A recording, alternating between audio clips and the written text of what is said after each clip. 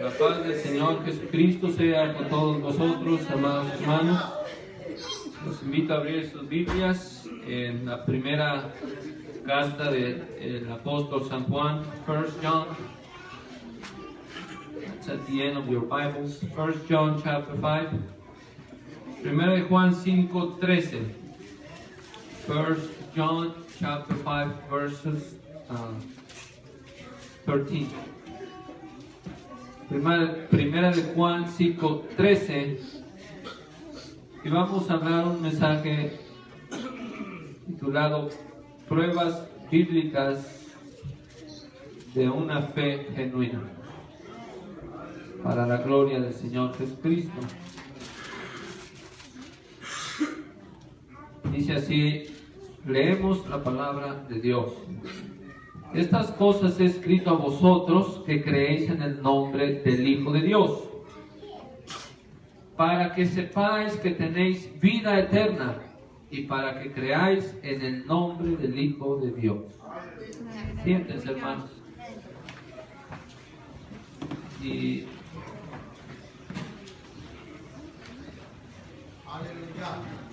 hablaremos hoy de la salvación.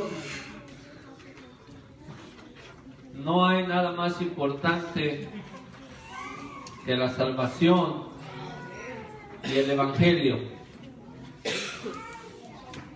Nuestros días, jóvenes, niños, adultos, ancianos, your days are ending rapidly.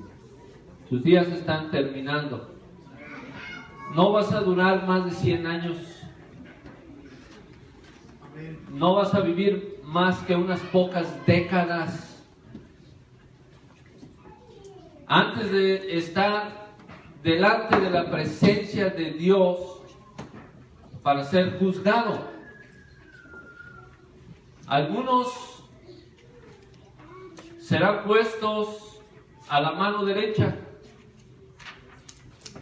y oirán estas palabras gloriosas: bien hecho, buen siervo fiel. En lo poco fuiste fiel, en lo mucho te pondré, entra en el gozo de tu Señor. Otros que deliberadamente rechazan el Evangelio, rechazan el plan de salvación, se justifican por sí mismos, oirán otras palabras: apártate de mí, obrador de maldad, nunca os conocí. Hay dos extremos, hermanos, que unos confían en sus fuerzas, en sus caminos, en sus buenas obras. Otros piensan que el Evangelio es un juego, pero solo la Biblia nos da el balance necesario para saber si soy cristiano o no. El propósito de Juan al escribir esta carta es, primero, para los creyentes: estas cosas os escribo a vosotros que creéis en el nombre del Hijo de Dios. ¿Para qué? Para que sepas que tienes vida eterna. No para que estés dudando toda tu vida cristiana, no, para que sepas que tienes vida eterna. Pero también a los que no son creyentes dice, y también para que creáis en el Hijo de Dios. Y examinando nuestras vidas, si estamos en fe o no estamos en fe, el creyente entonces, si usted sabe que tiene vida eterna, ¿qué va a hacer? ¿Se va a gozar?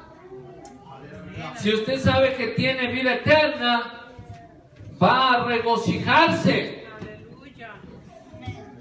Y si usted sabe que no tiene vida eterna, su corazón se va a humillar. ¿Cómo sabemos si somos cristianos? Según esta carta de San Juan. Todo aquel que cree no se pierde, dice, mas tiene vida eterna, San Juan 3:16. La pregunta es, ¿creo en Jesucristo?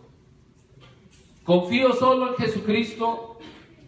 ¿Creo en Cristo y en algo más? ¿O solo creo en Jesucristo? El verdadero cristiano, fíjense, Jesús una vez dijo, miren, más fácil es pasar un camello por el ojo de una aguja. Eso es más fácil que alguien que se quiera justificar, que traiga consigo obras y se quiera justificar. Es más fácil que entre un camello que uno de estos en el reino de los cielos. El verdadero cristiano es una persona que se quebranta, es una persona quebrantada, es una persona con esperanza. El verdadero cristiano es una persona con gozo. El verdadero cristiano es una persona que su paz la tiene solo en Jesucristo. El verdadero cristiano no se deleita en las apariencias. El verdadero cristiano no da gloria a su nombre, sino que se une a ese salmo y dice, no a nosotros, oh Jehová, sino a tu nombre la gloria. El verdadero cristiano no se jacta, no presume. El verdadero cristiano no camina en sus propios caminos, no camina en su injusticia, no abre las puertas y dice, véanme a mí, vean lo que he logrado. El verdadero cristiano dice, no tengo nada, solo tengo a Cristo y solo a Cristo. El verdadero cristiano dice, no me gozo en la carne, sino me gozo en Cristo. Una pregunta para nosotros, ¿cuántos dudan de su salvación? A veces se dice, bueno, un cristiano, si duda de su salvación es que no es salvo. Y esto no es cierto. Un cristiano verdadero no duda en su salvación, pero tampoco dice, como aquel joven rico, maestro bueno, ¿qué debo hacer para obtener la vida eterna? Y nada más está buscando hacer cosas para obtener la vida eterna. Necesito más justicia. No, hermanos.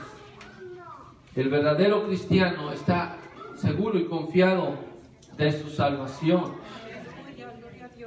Vamos a ver algunos, anoté 6 solamente pruebas de ser un verdadero cristiano que están aquí en San Juan. A lo mejor encuentra más, pero vamos a ver 6 solamente rápidamente en este día. Y dice el versículo 13 que hay una grande transformación en nuestras vidas, pero también el Espíritu da testimonio. ¿Cuántos de ustedes han sentido un cambio en su vida, hermanos? ¿Cuántos de ustedes han sentido un cambio en su vida?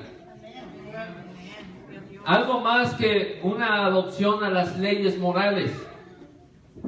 ¿Usted ha sentido algo pasó en mí? En algún momento de su vida usted ya sintió, diga, algo pasó en mí. El creyente dice, he cambiado, algo me cambió, algo que no puedo explicar. Yo no tenía paz, ahora yo no sé, estoy lleno de paz. Yo no tenía gozo, para mí la vida no tenía sentido, ahora tengo un gozo en mi corazón. Yo no sentía amor, ahora siento un amor que no puedo explicar. Yo era ciego, pero ahora veo. Es así de evidente, era ciego. No puede alguien que ve y que ha sido ciego decir, bueno, que no sé si esto es ver o no ver. El que era ciego y ve se da cuenta que estaba totalmente en tinieblas y dice, ahora veo. ¿Ha pasado eso en su vida, hermano? Esto es la doctrina de la regeneración, un cambio total de vida, como el agua que se transformó en vino. No podemos dudar que son tan diferentes. Es algo muy evidente. Dios cambia la naturaleza del hombre. El corazón es transformado. Israel, cuando salió de Egipto, Dios le dio una ley en tablas de piedra, algo exterior. Pero ¿de qué le sirvió esa ley? ¿De qué le sirvió decir, mira, todo esto tienes que guardar, si lo que se dedicaron fue a pecar y pecar y pecar? Jeremías habla y dice, cientos de años después, así dijo Jehová, haré un nuevo pacto con ustedes, con mi pueblo, escribiendo ahora mi ley, no en tablas de piedra externas, mas escribiré mi ley en sus corazones. Yo mismo les voy a enseñar, ellos serán mi pueblo, yo seré su Dios. Y claramente el apóstol Pablo dijo, si alguno está en Cristo, nueva criatura es. El problema es la naturaleza y la voluntad. Si naturalmente una criatura nace corrupta, como todos nosotros, su voluntad va a ser el mal. ¿Qué debe de pasar? Jesús dijo, el hombre necesita nacer otra vez. Hay que hacer una nueva criatura, una regeneración en su vida. Debe de nacer otra vez de agua y de espíritu, con una naturaleza justificada, para que él pueda servir y obedecer a Dios. Ese hombre es conocido por sus frutos. La pregunta, hermano, hermana, joven, ¿qué es lo que haces? ¿Qué es lo que hago? La pregunta no es cuánta escritura sabes. La pregunta no es qué tanto sale de tu boca. La pregunta es qué es lo que haces. ¿Cómo vives? ¿Cómo eres? Jesús nunca venció al diablo solamente citando la palabra de Dios. A veces escuchamos, ¿cómo venció Jesús a Satanás? Oh, pues con la palabra de Dios. Pero no solamente fue eso, hermano.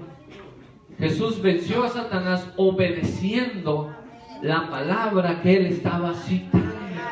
Así derrotó al diablo, haciendo la voluntad de su Padre. Dice 1 Juan 1:5. Y este es el mensaje que oímos de él y os anunciamos, que Dios es luz y en él no hay ningunas tinieblas. Solo el verdadero creyente conoce a Dios. Mucha gente dice, yo conozco a Dios. Muchos creen en Dios sin conocerlo, pero Dios se ha hecho conocer. Eso es lo que significa, Dios es luz. Dice el versículo 6, si decimos que tenemos comunión con Él y andamos en tinieblas, mentimos. Y eso, si usted le habla a alguien de Cristo, Él es más cristiano que usted. Nadie reconoce su pecado. Dicen, soy cristiano, pero viven en pecado. Si conocemos a Dios, entonces vamos a practicar nuestra religión. Pero si solo te interesa tu estilo de vida, eso es andar en tinieblas. Eso es, hermanos, estar en contra de la voluntad de nuestro Dios. ¿Qué es estar en luz? Que Dios nos enseña su camino. Dios nos enseña cuál es su voluntad perfecta. Y la palabra de Dios dice que la voluntad de Dios es nuestra santificación. Y andar en tinieblas es contradecir todo lo que Dios nos ha dicho de Él. No se puede juzgar a alguien por un momento en su vida. Y a veces cometemos ese error de que un verdadero cristiano comete un pecado y decimos, oh, es un pecador terrible y se va al infierno.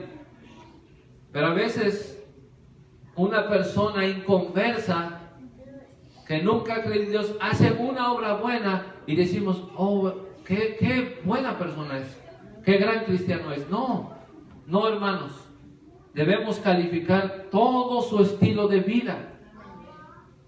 Ahora la pregunta es, ¿estás tú caminando en la oscuridad? ¿Tu camino, la forma en que vives, contradice la voluntad de Dios?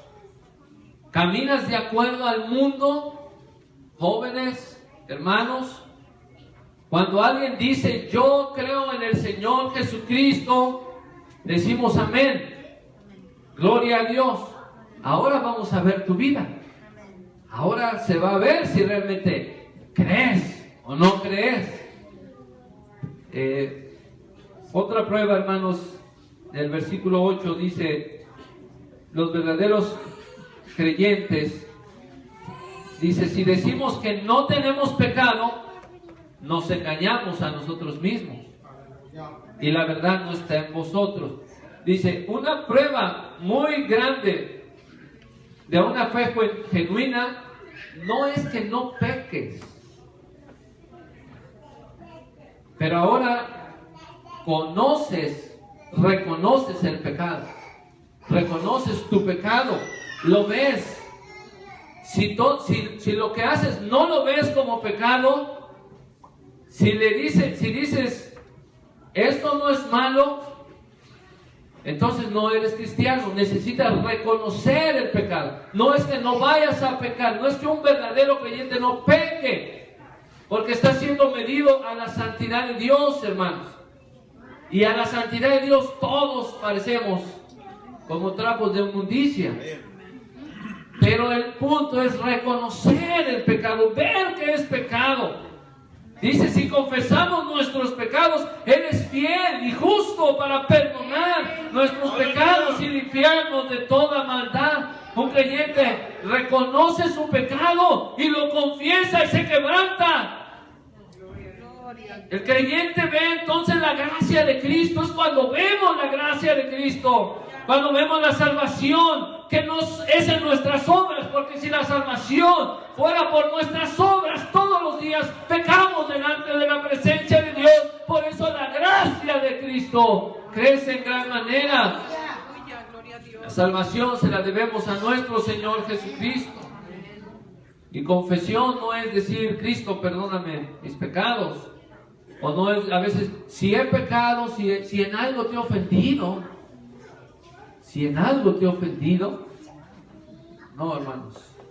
Hemos ofendido al Señor siempre.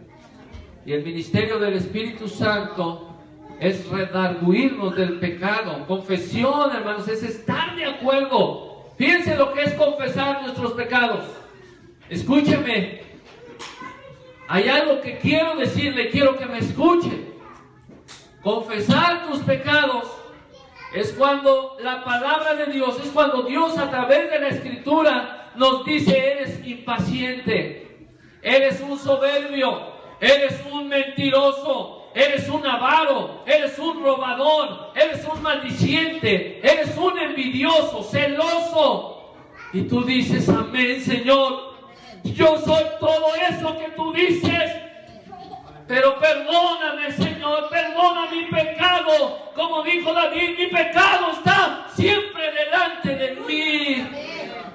Como el hijo pródigo dijo, he pecado contra el cielo y contra ti, no soy digno de ser llamado tu hijo. Por eso Isaías dice, el Dios es digno, hermanos, de misericordia. ¡Aleluya! Dios es clemente. Y es lento para la ira, grande misericordia y amplio en perdonar. Un creyente crece mientras lee la palabra de Dios y la escucha. Y es redarguido y se va santificando. Y al final de su vida es más santo que cuando empezó. Sin llegar a la perfección todavía hasta que estemos en la presencia de nuestro Señor Jesucristo. ¿Cómo es convertido un pecador? Y un ejemplo rápido, hermanos, es cuando un marido llega de su trabajo cansado después de tanto trabajar, su jefe aquí encima de él y la gente, y llega cansado y su esposa lo espera en su casa y ya llegué, y sí, siéntate, ahí está la comida. Oh, pero puedes correr a la tienda rápido y falta un poco, se me olvidó algo. Y el niño viene y papá, puedes jugar. Y aquel hombre reacciona y dice, bueno, ¿qué no ven que vengo de trabajar? Ya debería de estar la comida lista. Y ya va a la tienda todo enojado y dice, regresa. Y pasan 3 meses y esta persona se convierte. Viene Cristo a su vida y llega del trabajo todo cansado con su jefe aquí encima y llega su esposa, ya está la comida, sí, pero necesitas ir a la tienda. Y su hijo lo jala y le dice, papá, vamos a jugar. Y aquel hombre, otra vez, pero que no ven que estoy cansado, que vengo de trabajar todo el día, ya debería estar listo. Y va a la tienda. Y cuando llega a la tienda dice, estoy mal. Esto no debería de pasar. Esto no debería de acontecer en mi vida. Pero ¿por qué siente que está mal? Porque ya el Espíritu Santo lo está redarguyendo de su pecado. Y después llega a su casa y le dice, mi amor, perdóname. No debía actuar así. Hijo, perdóname. El punto es que un cristiano, hermanos, sí va a tener esta clase de errores, pero va a reconocerlos. Va a reconocer su pecado. Y poco a poco el Señor Jesucristo lo va transformando, santificando hasta que lleguemos a ser conforme a la imagen de su Hijo Jesucristo. Muchos dicen, yo tengo una relación ya personal con Dios. La pregunta es, ¿ya tienes una relación personal con el pecado? ¿Ya reconoces cuando algo es pecado? Es como el que se casa. Oh, yo ya tengo un trato ahora con esta mujer y mi vida se la debo a esta mujer. La pregunta es, ¿cómo es tu trato ahora con todas las demás mujeres? 1 Juan 2:3 dice, en esto sabemos que nosotros le conocemos. Otra prueba, somos cristianos. Dice el versículo 4, 1 Juan 2:4, el que dice, yo le conozco y no guarda sus mandamientos, el tal es mentiroso y la verdad no está en él. Hay muchos que se ven en su vida llena de pecado y dicen, es que nadie ve mi corazón, es que tú no ves lo que yo siento en mi corazón, pero estoy viendo tu vida, estoy viendo tus frutos, y de la abundancia del corazón, ahí está, de ahí sale todo, es evidente. Entonces por mí di que eres cristiano de los mejores, eres un mentiroso, porque estoy viendo tu vida, no cambia. El creyente verdadero no va a guardar todos los mandamientos de Dios. Esto es imposible. Solamente Cristo puede guardar todos los mandamientos. Pudo guardar. Pero el creyente verdadero intenta. Y cuando cae, se quebranta. Se goza cuando vence la tentación. Cuando Él vence, se goza. Pero cuando cae, se quebranta y pide perdón al Señor y sigue luchando y busca a Dios y llora a Dios, Señor, perdóname, miserable hombre de mí, ¿por qué sigo en esta carne? Ese es un verdadero cristiano. Yo soy flojo para leer la Biblia. ¿Sabe qué? Yo también soy un flojo para leer la Biblia, porque no leemos la Biblia como debiéramos leerla. Pero el verdadero cristiano se siente mal. ¿Por qué no la leo? ¿Por qué no me gusta? ¿Siente usted eso, hermano? Ya nos ayudó un poquito, ¿verdad? Si te sientes mal porque no lees la Biblia, es que algo te pasó. Antes no te sentías mal. A un inconverso, ¿qué le importa la Biblia? Si la leo bien, si no, pues qué. Pero un verdadero creyente quiere leerla, quiere estudiarla, pero no puedo, me duermo. Pero siente mal. Bendito sea el Señor. Y poco a poco Dios hace que dejes de confiar en tus fuerzas. Y no debes de confiar en tus fuerzas, sino que debes de caminar en la fe del Señor Jesucristo y en su poder, porque dice el Señor, sin mí nada podéis hacer. Tengo dos más, hermanos. 1 Juan 2:6. El que dice que permanece en Él debe, escuche, debe andar como Él anduvo, como Jesús. ¿Cómo ven, hermanos? ¿Alguien puede andar como Jesús anduvo? Yo lo dudo. Jesucristo es el único hombre que pudo entrar en la presencia de Dios por sus propias obras, por su propia justicia, porque Él fue irreprensible, Él fue inocente, Él fue santo, Él fue limpio. Él es quien no hizo pecado. Pero el creyente verdadero debe desear de ser como Cristo. No que lo vaya a lograr por sus fuerzas o en esta vida, pero debe desear ser como Cristo, así como un niño desea ser como su padre. Y lógicamente un niño, si a usted lo ve cargando algo muy pesado, pues el niño, aunque quiera, ¿va a poder? No va a poder. Nosotros no vamos a poder, pero deseamos ser como Cristo. Un creyente verdadero debe desear ser como Cristo. La pregunta es, ¿cómo quieres ser tú, hermano? ¿Cómo quieres ser tú, joven? ¿Quieres ser como Cristo o quieres ser como el mundo? ¿Cuántos visten como el mundo? ¿Cuántos se deleitan en la música del mundo? ¿Cuántos tienen las mismas metas que el mundo? La Biblia dice, ya no son del mundo. Cristo dijo, en los negocios de mi Padre me conviene andar. Y hoy tristemente vemos a nuestros jóvenes que quieren imitar al mundo y al pecado, pero no quieren imitar, o no queremos imitar al manso y humilde de corazón, que es nuestro Señor Jesucristo.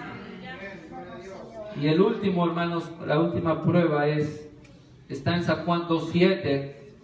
1 Juan 2:7. Hermanos, no os escribo un mandamiento nuevo, sino el mandamiento antiguo que habéis tenido desde el principio. Este mandamiento antiguo es la palabra que habéis oído desde el principio. Dice, sin embargo, os escribo un mandamiento nuevo, que es verdadero en Él y en vosotros, porque las tinieblas van pasando y la luz verdadera ya alumbra. Y la prueba más grande, hermanos, o una de las más grandes que habla Juan, es el amor. El amor, hermanos. Amar al Señor, primeramente dice, no lo puedo comprender, hermanos, con todo mi corazón, alma, cuerpo, fuerza. No lo amo así. No lo amo así. Pero dice, y a tu prójimo como a ti mismo. La evidencia grande que eres cristiano es que ames, que hay amor en tu vida. ¿Recuerdan el apóstol Pablo, 1 Corintios 13? Fe, esperanza, caridad, y la mayor es el amor. Bendito sea el Señor. Jesús le dijo a sus discípulos, San Juan 13:35, si tuvieres amor los unos a los otros, esta es una prueba de que ustedes son mis discípulos. Bendito sea el Señor. 1 Juan 2:9 dice, el que dice que está en luz, o sea, el que dice que es cristiano y aborrece a su hermano, el tal aún está en tinieblas. El que ama a su hermano está en luz y no hay tropiezo en él. Mas el que aborrece a su hermano está en tinieblas, anda en tinieblas y no sabe a dónde va, porque las tinieblas le han cegado los ojos. La pregunta es, ¿amas a Dios? ¿Amas sus mandamientos? ¿Amas al hermano que ofende a tu esposa, que ofende a tu hijo? ¿Sí? ¿Amas al que te ofende? San Juan hace un punto importante, dijo, no améis al mundo ni las cosas que están en el mundo. Ten amor, pero hacia tu prójimo, hacia tu hermano, hacia Dios. Porque ese es el ejemplo que Él nos dio. Y ahí en el versículo 3 dice, mirad cuál amor nos ha dado el Padre. Nos ha dado el Padre. Y comparado con Juan 1:12, dice, a todos los que creyeren en Él, les dio potestad de ser hechos hijos de Dios. Somos hijos de Dios porque Dios nos dio esa potestad de ser hechos hijos de Dios, porque envió a su Hijo. Somos hijos de Dios por esto. Y en el versículo 4 dice, carísimos, amémonos unos a otros, porque el amor es de Dios. Cualquiera que ama es nacido de Dios. ¿Cuántos hemos nacido de nuevo? Dice, cualquiera que ama, nacido de nuevo. Porque no podemos amar si no viene de lo alto, hermano. Dice, cualquiera que ama es nacido de Dios, conoce a Dios. El que no ama no conoce a Dios. ¿Por qué? ¿En qué consiste el amor? No que nosotros hayamos amado a Dios, sino que Él nos amó a nosotros y ha enviado a su Hijo en propiciación por nuestros pecados. Bendito sea su santo nombre. Amados, con esto terminamos. Si Dios así nos ha amado, debemos también nosotros amarnos unos a otros. Dios es amor. El que vive en amor, vive en Dios. Y Dios vive en Él. En el amor no hay temor. Somos salvos, amén. En el amor no hay temor. El perfecto amor echa fuera el temor. Aleluya. Si alguno dice, yo amo a Dios, y aborrece a su hermano, es mentiroso.